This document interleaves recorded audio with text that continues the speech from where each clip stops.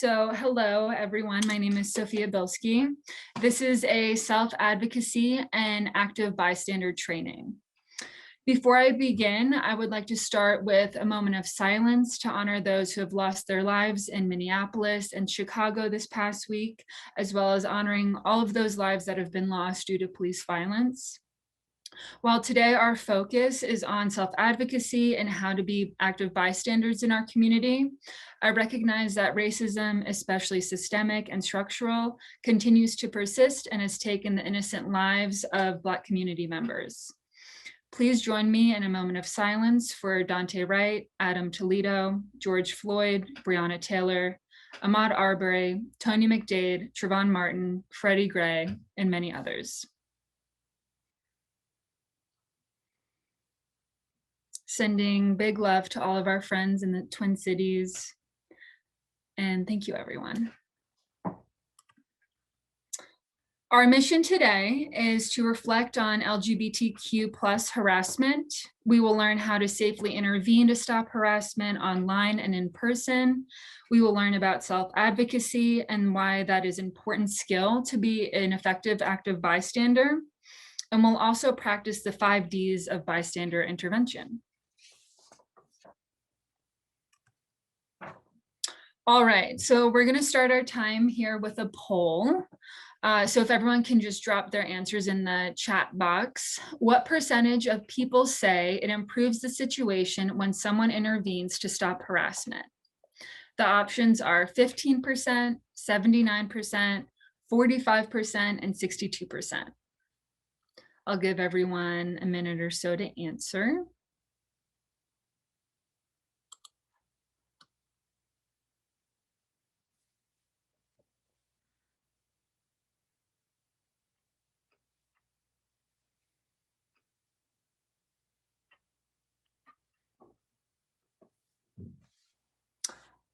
Thanks, everyone. All right, so 79% of people said that it would have improved the situation if someone stepped in. 25% of people said that someone actually stepped in. So this is the gap that we want to close today. My mission is for you all to leave this virtual training ready to safely respond when you see harassment, whether it's public or online. And I'm going to share tools and strategies to keep you safe and comfortable if you do decide to intervene on somebody's behalf. So first I can start with who I am. My name is Sophia Bielsky. My pronouns are she, they. I'm a queer person who is a climber. I love rock climbing, ice climbing. I'm a birth doula. I'm a queer and women specific DEI consultant. And most important to me, I'm a community member. I co-founded an organization called the Inclusive Outdoors Project, which focuses on diversity and inclusion in the outdoors. I am passionate about building safe spaces for intersectional communities, specifically within the climbing world. I got seriously involved with advocacy work back in 2016 when I became a birth doula, and that is an emotional support person for a pregnant person. In order to effectively advocate for someone else, I first had to start with myself, though. What did advocacy mean to me? How could I support someone else's needs during an emotionally charged time? So my journey towards advocacy started with how I advocate for myself. And of course, I would like to share a land acknowledgement. So I'm in Bozeman, Montana. I travel and I'm a visitor to the lands of the Absaloki, Northern Cheyenne, Niitsitapi, Confederated Salish and Kootenai tribes, and many other nations. I respect and acknowledge the Native communities that call this land and water home since time immemorial. I would also like to share some community guidelines moving forward. So we'll be talking about some sensitive issues today, and following these commitments can help us have deep and effective conversations about important and sometimes challenging topics. So please do your best to embody these commitments throughout our conversation and expect to be held accountable to them. Please keep in mind that power and privilege affect the way that people interact in any situation. So I invite you to explore how your privilege or power, oppression or marginalization is impacting your ability to follow or find credibility within these commitments. So some of these commitments that I love to share are know your intent and own your impact. So impact is always going to be more important than the intention of something. So you may perceive your intent as harmless. However, the impact of your words or actions can be hurtful, damaging, or triggering. So be open to hearing the impact of your words and actions. No one knows everything, but together we know a lot. This means that we all get to practice being humble because we have something to learn from everyone in the room, even if we have a great deal of experience in a particular area. It also means we have a responsibility to share what we know as well as our questions so that others may learn from us. Assume nothing. If you think you may be misunderstanding something, ask questions respectfully. Be open to learning and growing in these conversations. Also, please try to let go of any assumptions you may hold in order to make room for the possibility that you do not know the full picture. And lastly, be curious. We make better decisions when we approach our problems and challenges with questions and curiosity. So allow space for play, curiosity, and creativity. I would like to thank you all for spending your time with me today. We all know that hate and harassment are not isolated incidents. We know that these things happen all the time. These incidents of hidden harassment, even the seemingly small ones, can build up over time. They're also part of a larger spectrum of disrespect and contribute to an environment that allows for even extreme incidents to occur. So I hope that this training today is going to provide you with tips and techniques on ways that you will find helpful to intervene should you need to, and help you gain the tools that you can use to help end harassment. Before we dive in, it's important to note that homophobia, biphobia, transphobia, misogyny, and bigotry are not new phenomenons. They have been a part of the United States from the beginning. We've seen it manifested against different communities in many ways over the years. What we've been seeing in recent years, all of that discrimination is inflamed by what's going on in our government. I would like to share some national organizations that support LGBTQ+ rights. I really love the Ochre Project based out of New York. And then here are some local LGBTQ+ resources that I also appreciate. All right, so the purpose of this training is to talk about self-advocacy and your role as a bystander. I want to recognize that many of us in our community might find ourselves as the target in certain situations, or be afraid that by intervening, we also might become the target. People experience public spaces differently depending on their identity, and that is because of privilege. Privilege is a set of honor and benefits and power maintained by a group in society. It extends to all parts of identity. Your privilege and vulnerability can change depending on the situation that you're in. In some spaces, privilege might give you more power than others. That might mean that you can help in a way that others can't. So please keep that in mind as we go forward with this training today. An important term when discussing privilege and how we navigate throughout the world is intersectionality. Intersectionality is the concept that all oppression is linked. Intersectionality was first coined by Professor Kimberly Crenshaw in 1989, and it has since been added into the dictionary, which is pretty incredible. Intersectionality is the interconnected nature of social categorizations such as race, class, and gender, regarded as created overlapping and interdependent systems of discrimination or disadvantage. Intersectionality is the acknowledgement that everyone has their own unique experience of discrimination and oppression, and we must consider everything and anything that can marginalize people. Intersectionality is a vital framework for understanding systems of power because I identify as a woman, but woman is not a catch-all phrase that alone defines my relationship to power. A Black woman may experience misogyny and racism, but she will experience misogyny different from a white woman and racism differently from a Black man. The work towards women's rights and queer rights must be intersectional. Any feminism or any sort of equality work that is purely representative of experiences of white, middle class, able-bodied, heterosexual women will fail to achieve equality for all.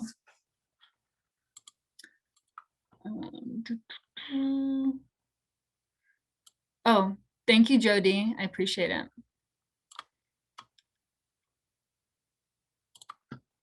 All right. And yes, I did add Kimberly Crenshaw in there. She's an incredible activist. All right. So what is self-advocacy? Self-advocacy is the ability to say what you need, want, and hope for in life. It is the courage to express how you feel in constructive ways. It is having the humility to ask obvious questions and admit mistakes. It is making the commitment to learn and improve through actions, and it is about standing up for yourself and others in the face of injustice.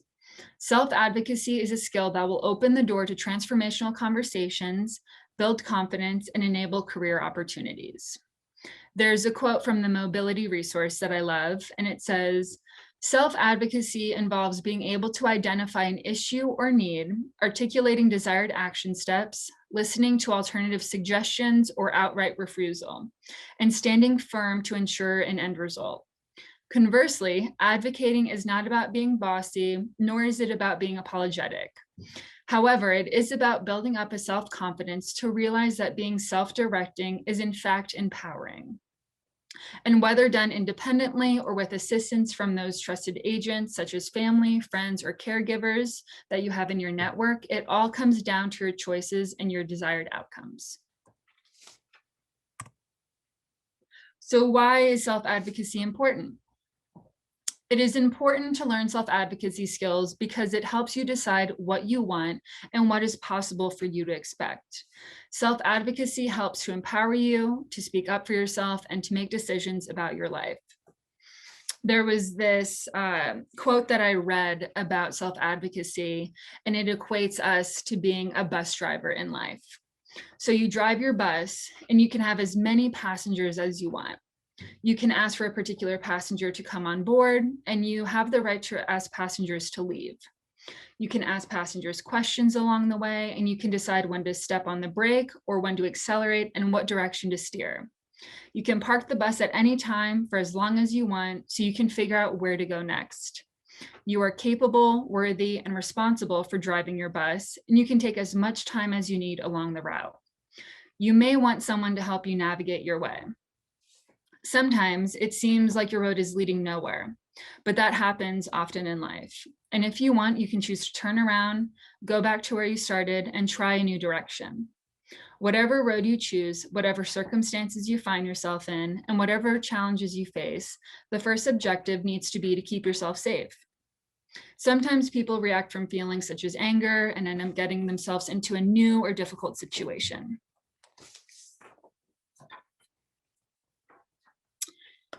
So some benefits of self-advocacy. I love this photo. This was from an intro to ice climbing clinic that my organization, Inclusive Outdoors Project, started, or we hosted. And it's the instructor helping one of our participants up. It was a really steep and snowy and icy approach to the ice climbing, and we were all struggling. And the participant was like, I need some help. I can't do this alone. So we all rallied and we all helped each other up. So what is self-advocacy? It is standing up for your rights. It's speaking up or acting for yourself. It's fighting for your personal rights or against personal discrimination. It's deciding what is right for you and taking charge of getting it. By being a self-advocate, you will also learn about your rights, or if your rights are being abused, and develop your self-confidence. Self-advocacy can help you realize your strengths. You will learn new things along the way, and you'll learn that knowledge is power. Self-advocacy requires persistence, but it's amazing, and it is a practice. Some of the benefits for advocating for yourself are having membership in a community, effective communication, assertiveness, managing conflict, problem solving, experiencing teamwork, developing conflict resolution and creative problem solving skills, learning to properly express your needs to achieve your goals, building allies, gaining self-confidence and self-respect, and being able to make your own decisions. The more that you reach out and the more that you get what you need, the better that you will feel about yourself. Although self-advocacy means taking responsibility for getting what you want, it doesn't mean that you have to do it alone. You can find people to help you out, such as Nikki and Kim in this photo. A couple of barriers to self-advocacy. So a barrier is anything that can't be easily changed and that keeps you from being as independent as you want to be. A barrier can be anything that prevents you from reaching your dreams. But despite all of the barriers, you can still feel empowered to deal with any situation. Community members must recognize factors that are likely to prevent a person from obtaining the skills that promote self-determination and independence. These factors are lack of opportunity for peer education and support, lack of access to information, self-determination, and leadership, lack of opportunities to exercise choice and take risk, low expectations of the capacity of people with marginalized identities to know what is best for them and how to get their needs met, which fosters harmful stereotypes, and the existence of societal attitudes that marginalized people, they can't advocate for themselves. So that's just like minimizing the positive outcomes of self-advocacy efforts. A key factor that I've found in self-advocacy is self-awareness. People need to know their strengths and their challenges, as well as how they interact with others. It's difficult to work through challenges if we don't understand the causes or the lack of self-awareness to understand our own behavior. When we're armed with self-sufficient understanding or sufficient self-understanding, we're able to better advocate for our own needs in ways that can help other people know and understand how to respond. I love this superhero. So next we'll be talking about self-belief and how that translates into self-advocacy. Self-belief is vital. How many things have you not done or tried because you lacked belief in yourself? Many people fail to believe in themselves because others don't believe in us. As Eleanor Roosevelt said, nobody can make you feel inferior without your consent. Yet self-doubt creeps in all the time, like an unwelcomed house guest that simply is just calling around because you've hosted them before. Self-doubt can be, can I really do this? Other people are better than me. They're smarter than me. They're more worthy than me. What will people think of me if I do this or say this? Sometimes when I have trouble believing in myself, I like to read, absorb, enjoy, and then practice self-belief tips. So I found a couple of tips from the Uncommon Help website that I will share with you all. The first one is self-belief is learnable. So just how you've learned to doubt yourself from what others have said or past experiences, you can also learn to believe in yourself. Your level of self-belief is not set in stone and it's not unalterable. One of the first steps is to re-examine and discard many of the limiting ideas you have about yourself, ideas that you've collected along the way. The next one is deal with the inner negative voice. When you start to doubt yourself, listen for a moment to that little negative inner voice. Whose voice is it? Is it your parents? Is it a bully's? We have a collection of lots of different voices from different times and different people. But one thing's for sure, that little inner self-critical voice was not ours originally. It may masquerade as belonging to us, but it really doesn't. So you have to tell yourself, this is not my true voice, and then start to challenge it and ignore it. You can flip a weakness into a strength. If we focus on what is not right about ourselves rather than what is right, then we miss opportunities for self-belief. We shouldn't assume that there's nothing to improve on about ourselves, but just focusing on perceived weaknesses will get us nowhere. For example, I know that I'm a very stubborn person, but I try to find the positive in that. Stubbornness is used well in single-minded determination. If I worry a lot, I know that there's a positive flip side of that, that I have a powerful imagination, which in the right context can be put to good use. So take any negative belief that you have about yourself and creatively flip it so that it becomes a positive resource for you. Next is develop your superpowers. Think of typical powers of superheroes. And, it could be X-ray vision, climbing walls, flight, whatever it may be. If we prime ourselves with qualities and positive characteristics that can actually determine our behavior, we will start recognizing patterns within ourselves. The pattern of giving to charity is one that's an amazing thing. So recognizing what our values are and how they can uplift us is just reaffirming our own self-belief. So next, I'd like everyone to drop in the chat something positive about themselves. What's a great value of yours that can help you when you're struggling with self-doubt? I'll give everyone a minute or so.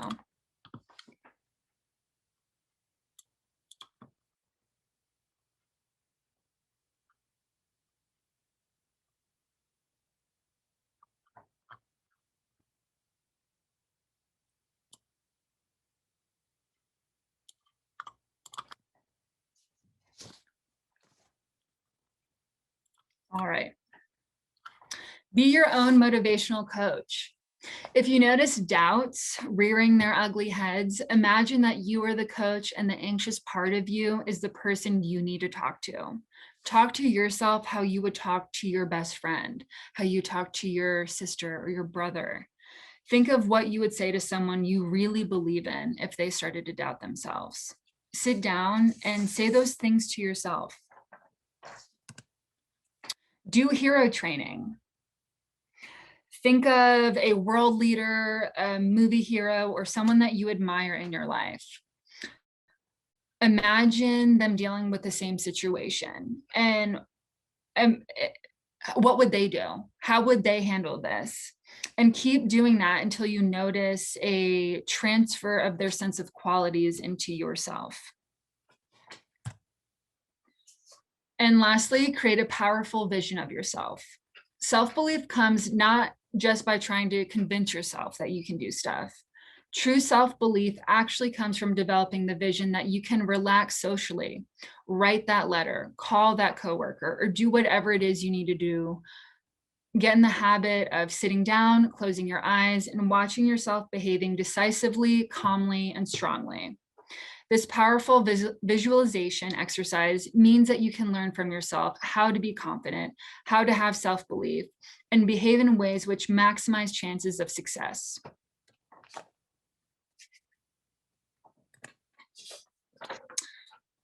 All right, so now we'll talk about active bystanders. So we can all be active bystanders, or we can all be bystanders. It takes a lot of courage and self-belief to be an active bystander. Every day, events unfold around us, and at some point, we will register that someone is in danger. When this happens, we can decide to do something or say something, which is being an active bystander, or we can simply let it go and remain a passive bystander.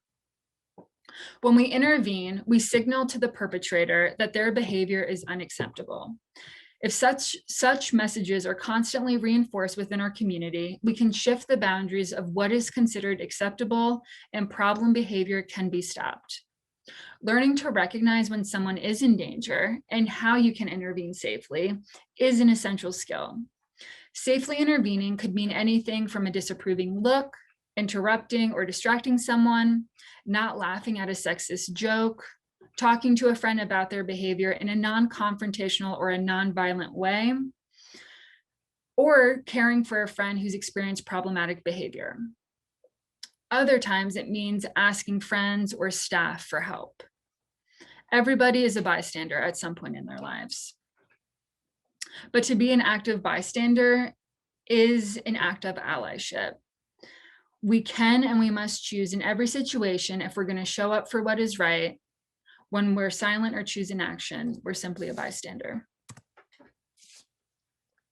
So some of the impacts of harassment that we've noticed, or I've noticed specifically within the queer community, are psychological and mental health impacts. So that's anxiety, trauma, depression, social and financial impacts, that's social exclusion, closing of businesses, discrimination when shopping places, community. So even if the harassment doesn't happen to you personally, knowing that it happens can make you feel unsafe and on edge. And then we have policy. So we have the South Carolina anti-trans medical care ban. We have one in Texas. We have one in Michigan. These are mainly policies that attack our trans community members. Here are some reasons that people don't act. I got this resource from the I Holla Back training website. So some reasons that people don't act are, I don't know what to do, or I'm afraid that I'll make things worse. Nobody else is doing anything. That is commonly referred to as the bystander effect. Is there's a whole crowd of people around us and, well, no one's really doing anything. So is it really that bad? I'm not sure if it's harassment or not. I'm scared that it will turn on me because of how I identify. And there are risks of intervening sometimes. All right, so a word on safety that I would like to share is when intervening, always prioritize your own safety first. If you don't feel comfortable safely intervening, see if you can get someone else to help. When it comes to online harassment, the safety risks aren't always obvious. So to ensure your safety, I recommend only intervening if you know that person doing the harassing and you feel safe doing so. Another thing is to not make assumptions about identity. Don't assume you can tell someone's identity or experiences, even if you think you can read them based on appearance or behavior. Use gender neutral pronouns, they instead of she or he, and keep your language neutral. Focus on the person's safety and try not to label anything, even if you think it is obvious.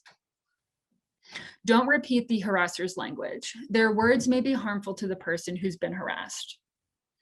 Don't repeat them unless you absolutely need to do so while delegating.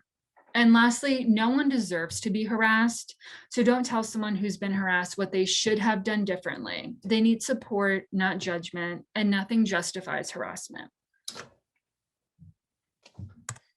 All right, so now we'll move on to the 5 Ds of bystander intervention. We have distract, delegate, document, delay, and direct. A huge role that community members can take is as bystanders. So noticing behavior and doing something about it if you can. First, speaking with the person being targeted to ensure that they're comfortable with an intervention and that doing so won't put them in more danger. It's important that people only intervene if it's safely for them to do so. However, there is a difference between feeling uncomfortable and feeling unsafe. Discomfort is one of the many barriers to intervention. Most people simply don't know how to go about speaking up, and in spite of a cultural shift going on in the general public, many people are unaware of the different ways that you can interrupt someone being harassed. All right, so first we have distract. Distraction is a subtle and creative way to intervene. The aim here is to simply derail the incident by interrupting it.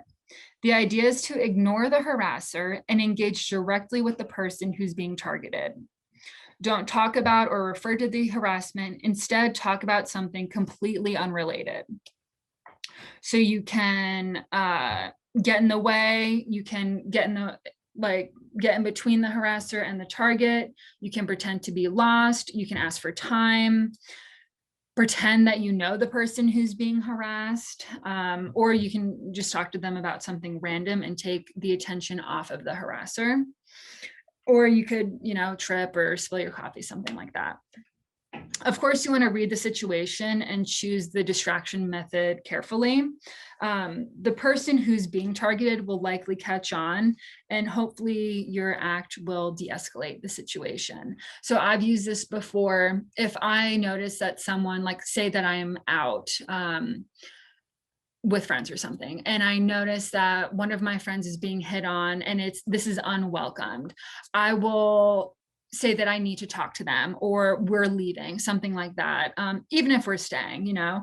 I also do this at work sometimes. I work at the Bozeman Food Co-op, and if there's any sort of harassment going on, I will, if my presence isn't enough of an interruption, then I'll say, oh, it's time for you to go on lunch break, or let's get you on another task. So always switching or reframing it, and getting the attention off of the harasser, and getting the person being harassed out of that situation is really important.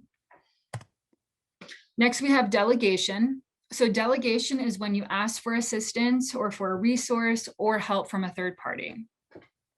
So some examples of what you can do are contact a store supervisor, get another employee involved, bus driver, anyone else around you. You can ask for help.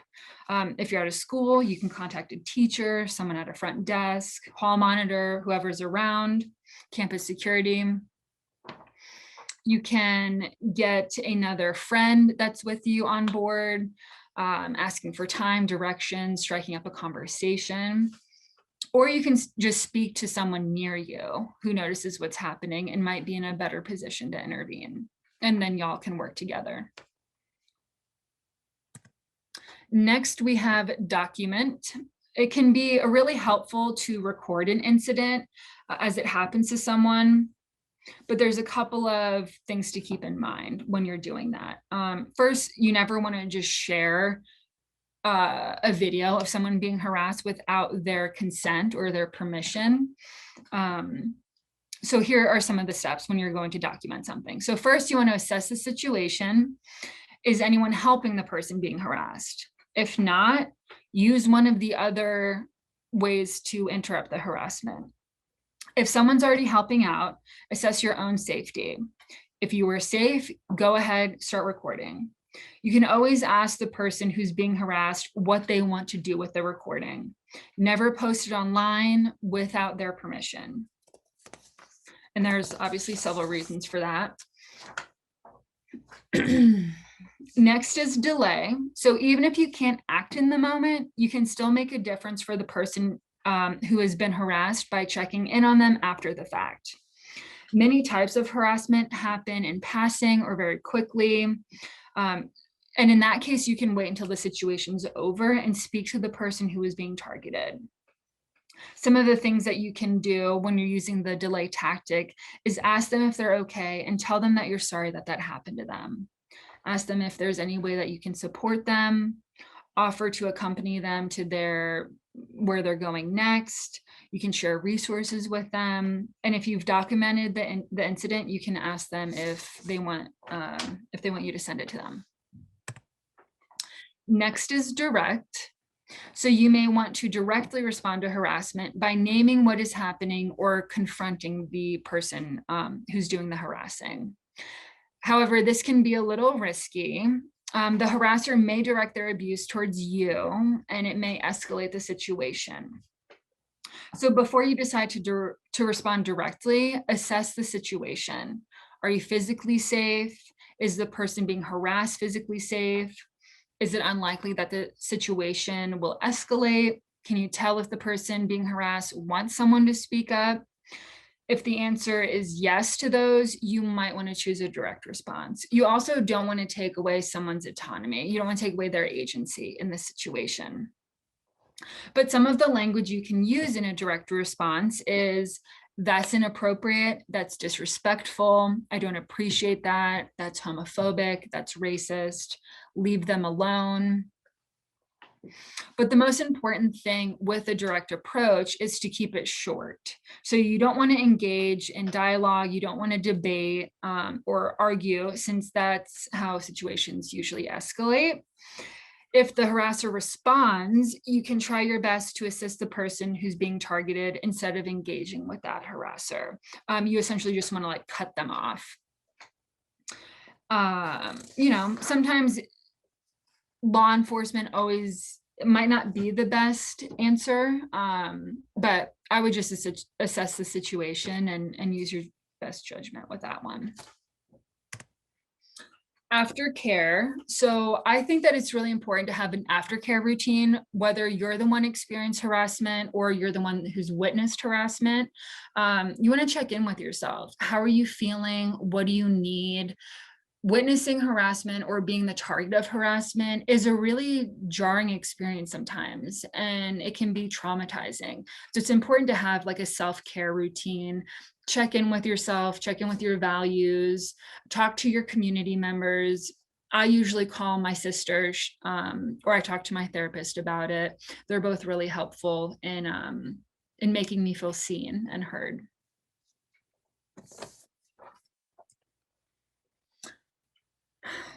So advocacy and building strong communities. Everyone can do something. It's important that we show up for one another as active bystanders to build a strong and effective community. Research shows that even a knowing glance can significantly reduce trauma for the person who's being targeted. One of the most important things we can do is to let the person who is targeted know in some way, however big or small, that they're not alone. People grow in immeasurable ways when there's community of support behind them, even if that's a community of 2 people. We must cheer people on, advocate for them, recommend them to others, and acknowledge them publicly. We all need people in our corner to advocate for our growth and for our success. Advocating for others has the reciprocal effect of increasing our own sense of personal well-being and levels of success. And that's what I have. Does anyone have any questions for me? Oh, congratulations to Amy. I love reading all of these positive traits that people have: resiliency, creativity, integrity, optimistic, good dancer. I love that. Dedicated, tenacity. Yeah, these are all great. Does anyone have any questions for me? You can either drop it in the comment box or you can unmute yourself.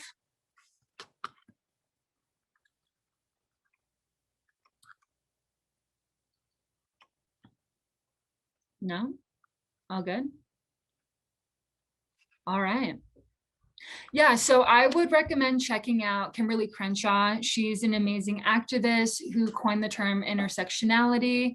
That's a great way to recognize like how you navigate in the world with different identities you may hold.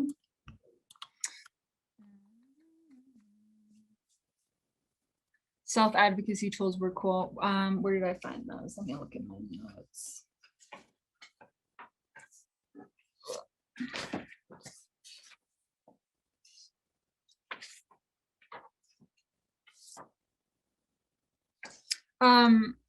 David, do you mean the self-belief tools? Yeah, there are a few that you mentioned that are just kind of cool thought exercises, but I'm not a great note taker. That's okay. They're on the Uncommon Help website.